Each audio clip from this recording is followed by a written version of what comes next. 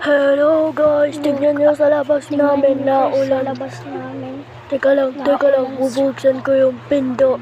Sorry guys, ito yung boses ko. Kasi napaos ako. Kulay blue din yung yung langit. Kulay blue yung Ayun nga ako, nagpo-photoshoot. Hindi ko lang alam kung nakikita niyo ako. Kaya nga po, tayo sa motor namin.